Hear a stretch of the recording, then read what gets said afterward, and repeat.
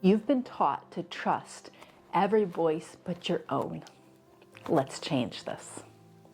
There you are in the chaos of your life, trying to freaking find some solid ground and some answers. So you're out there looking, searching, reading, listening, paying attention to them. And it's like, where am I? How do I even find my own voice in the middle of all this noise, pressure, tension, chaos, burdens, feeling lost? I get it. In this video, we're going to validate you in your experience and what's really happening. We're going to pay attention to the outer voices and unpack those. We're going to pay attention to your inner voice and unpack that. Then we're going to come into this new trusting relationship with yourself. I have faced this many times in the depths of my own journey, from my difficult marriage, divorce, and on the other side as I created my business as an executive coach and taught others how to embody this for their own selves. It is time that you learn how to trust your own self and hear that beautiful inner voice and guidance that is leading you. Let's do this. You are not crazy. If you were crazy, you wouldn't be watching this video. I remember when I was like to my therapist, am I freaking crazy? She's like, Lindsay, crazy people don't ever ask if they're crazy. And it's, oh my goodness. I understand if you are completely at that place. I don't even know what it is like to give myself permission to do something, to step out, to make the change that I need to make. How can you start to do that? Come into this very moment with tenacious grace. Be so kind to you. You have taken all the steps that have led you to here, to listening to this. You are radically on your own behalf. You are seeing through the errors out there, or they're coming at you big enough that you're questioning them enough that you're just like, I'm not sure. And as you're starting to see reality in new ways, you're going to start using your doubt in different ways. Instead of taking that doubt and turning it inward on yourself, toxically against yourself, doubting your own very inner voice, your inner guidance, that is beautifully, magnificently, quantumly yours. It is the gift that you get to embody. Instead of turning that inward against yourself, that doubt is actually very good for you and to serve the collective out here. It is very good to realize, oh wait, that's off. I'm not so sure about that. I've been taught that, and I don't really think it's true. It just isn't. They're telling me the world is flat, but I have reason to believe otherwise. There's something happening inside of me, and I know differently. Really come to the truth of the matter that you are having a real life experience that is in dissonance with what you have been programmed and taught to believe out here. Let that doubt be used for out here to start to ask questions, to allow the things to unravel. Give yourself permission for this to unravel. If this was all working out really well, you wouldn't be here watching this video. You would be in the fullness of you, in your power, freedom, in the truth of who you are. But that's not the current case. That's not the current state of being. But it is your natural state of being to be in your full power, to be in the truth of who you are and emanate from your clarity. Pay attention to that doubt. Give yourself permission. These things, you're just starting to see through them. That's just the truth of the matter. Those things need seen through. That seeing through is a gift to you. It's a gift to those in your intimate circle who you love, even if they don't see it that way. Even if it seems like it's against them, truth in love is never against anybody. Truth in love is always for everybody. Truth in love only creates win-win-wins. There's no other option. Somebody else from the outside who sees it a different way, cool, let them. You do not know what they need in their life. You do not know what catalysts they need. And you also don't know the power of your newfound energy and your newfound inner voice. You have no idea how that can impact them. But that's not why you're doing it. You're doing it because something is off and you're having that real-time experience and you know that there's more for you. You can feel it. Start to freaking begin to trust that for yourself. Come to this moment and put a stake in the ground. Say, right here, right now, I might not know yet how to trust myself, but I do know that being in doubt against my own self, turning against my own self, and hijacking my own self isn't a way of being, and it isn't a way of living. It isn't a way of thriving, and it certainly is not the way of freedom. There is more for you. Trust that. As you're doing all of this, now you're becoming intimate with it. You're bringing that attention from out there, them, and bringing it backward to you, which is where it belongs. Bring that home to yourself, because right here is the place of power.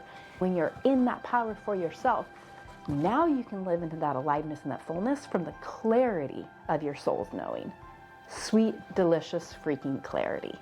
We've talked about validation and giving yourself permission, and now we're going to touch on the outer voices.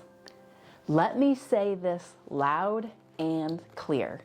Just because somebody says something doesn't make it true. Let's repeat that. Just because somebody says something doesn't make it true. Those voices from the thems out there, or the hims or the hers, can be so freaking loud. They can feel like tsunamis. They can feel like tornadoes. They can feel like it just is the way that it is. I'm here to say it is not the way that it is. Just because somebody says it doesn't make it true one iota. Be kind and gracious, but kindness and graciousness is acknowledging truth. What is true is that you have been used to giving that all the weight of your inner authority. You have been used to saying that is what's true. You have been conditioned over time, all the way back to that early wounding experience, where, think about this, you literally were the sperm plus the egg. Consciousness came in to the sperm and the egg at that moment. Sperm and egg created the physicality of your body, which included your mind, included your hands, your feet. Consciousness, you as awake awareness, was what allowed that reality to arise. From that place, you are the awareness which all realities arise, including your body, including your mind, including this external world out here.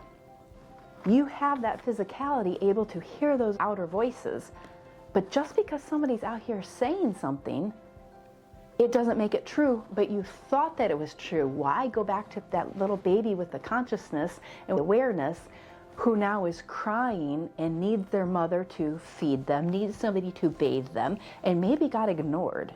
Maybe in that ignoring, literally, it's not even a matter of abuse, it's a matter of maybe you cried for 5 minutes before your mother came and fed you. You could have had a pre-verbal, energetic conclusion of somehow, I don't matter. I'm not lovable. I'm not good enough. You have that doubt against your own self, but then now our attention gets lurched out here somewhere. Our attention gets lurched on them, that I need something from them. This is such grace for your own self. This happens so early, and no one gets to escape this. Each person's how it played out, that's going to be unique and individual, although there's so many coherences along the way as well. Within that, be really gracious to yourself to realize that my attention has been stuck out here for a really long time, and I have thought that is normal. Though it has been normative, it is not normal. It is not the potent potential that is available for you. It is not actually what your life is set up to be. You are the awareness, and that is one. The quantum is what is true. Life is scintillating, arising, and potent. That one person saying that one thing, for me, say my marriage, and I was married to that man with that voice who said these things, and that voice seemed so loud, so freaking loud. I thought it all was true, and it all wasn't true. It took me starting to unpack this, being willing to see through it and actually see it first for what it is. Just because somebody has a loud voice out here, it can be a boss, a lover, a spouse, a parent, a child, whatever the relationship is, to realize just because the voice is loud, it doesn't make it true. If there was truth in it and that truth was nourishing you, You wouldn't be here watching this. You're here because you're caught in a distortion, you're caught in a lie, you're caught in an illusion that you have believed to be true for a long time. I have believed that their voice has mattered. I have believed that their voice was truth. Their voice wasn't truth. That is now an illusion. When you come back to you, you get to shatter that illusion and see it for what it is. Now we have given you permission and validated you. We've talked about the outer voices. Now let's come into your inner voice. Go back to the physicality. You have your brain, which creates your mind. So you have your body, mind. How are you literally hearing those outer voices, and how are you hearing and perceiving them? Literally is the frequency coming into your eardrum, creating a electrical impulse, going to your brain. You then have created a specific meaning by no fault of your own about that voice, about what that person is saying. Now you're caught up in your mind about the meaning. If I said, oh, the milkman's at your front door, you'd be like, okay, maybe, maybe not. It wouldn't have any meaning to you. You wouldn't care. But if this person said this or didn't text this or did do this, now that has so much meaning. Somewhere along the way, you gave that a lot of meaning. So to really be truthful with yourself and see how you have given people, places, time, events, bank accounts, this huge weightedness of meaning. You might not know what to do with it yet, but first start to gain an awareness around the meaning that you've given it. Even backed up even a little bit further, it wouldn't hurt if it was true. Truth doesn't hurt. It's the illusions that hurt. It's the, I believe their voice, what they're saying is true, so it hurts because it's not true. The pain is here to set you free. The distortion, confusion, the lies, it is all here to set you free and help you come into this new trust and relationship with yourself, into the truth of who you are. Because who you are is I am. I am that awake awareness. I am the awareness in which this entire reality arises, in which this body, mind, thoughts, outer experiences, I am this awareness, the consciousness in which this reality arises. And when you have the clarity and you free yourself from the distortion and the cacophony of the illusions, the lies and misbeliefs that are in your mind and that are caught up in the frequency of fear, and you come home to the truth of who you are, that has a frequency of love, freedom, and expansion, and you just feel freaking amazing. It's like from here upward, and yes. Then you're in your power, you're in your rooted clarity, and you just know your own authentic next steps. You're becoming intimate within. You're gaining a new intimacy and trust with yourself in a way you never have. As you clear the distortion of the mind, which has you hooked into the looping of the out there, and as you clear that, it's like it just erases. It's just like a chalkboard. It just dissolves away. Because you shift into the frequency of love. You shift into the frequency of your own knowing, into the power of yourself as conscious awareness. When that happens, now you don't even have to be empowered from the level of the mind. You don't have to tell yourself affirmations. You don't have to tell yourself how strong, courageous, or capable you are, because you're in the truth of who you are. Right now, to tell yourself those things might be necessary because you're so removed from the truth of who you are. But to start to come into the recognition and bathing yourself in truth, because truth has a frequency. But eventually you get to this place where you just know who you are and you live from that place, and then you get to use the tool of your mind. Your mind is a powerful, rational, analytic tool, but it is not meant to make a home for you to abide from. It's meant to be a tool. And it is a meaning-making machine. As it's making meaning, start to understand that I have believed the meaning that I got caught up in. Somehow along the way, when I didn't get fed on time, I believed I didn't matter. I believed I wasn't the one. My mom accidentally picked me up from preschool 5 minutes late. I thought I wasn't even worthy of living then. All my other friends had already got picked up, and there I was with the teacher. I'm standing there scared, thinking she may never come pick me back up. It's not necessarily the huge traumatic events that have happened in your life. It can be these really subtle little things. My mom fed my brother first instead of me. So he's more important. I'm not important at all. And then it leads you to this life and these experiences of self-doubt. And here you are in this horrible situation, burnout, stress, marriage, toxicity, abuse, like whatever it is, by no fault of your own. This is not me pointing fingers at you, nor them, or anybody else. It's to come back to the power and truth of who you are, become intimate within, and it'll freaking change your life in ways you cannot comprehend yet at this time. Pay attention to what this is doing inside of you. If it is nourishing your soul, if it's causing truth to bubble up, if it's helping you see freedom, if it's blowing your mind and you can't make sense of it, and yet you also want more of it, those are all signs. Those are all signs of you waking up, awakening to truth, to what always has been true, but you didn't recognize or know or were conscious of it being true. I looked for answers at counseling, I looked for answers at church, I looked for answers on friends, looked for answers in men, looked for answers in money, looked for answers in my business. None of that helped me see and understand how to set myself free so that I could experience all of that in clarity. The separation, understand the difference of your mind and the truth of who you are, and empower your own self in a new trusting relationship with yourself is freaking powerful. Come into this moment. We've talked about validation of yourself, the outer voices, the inner voices, and building this new trusting relationship with yourself. As you become intimate within, that's what's happening. All my one-on-one clients, they hear that usually the first session.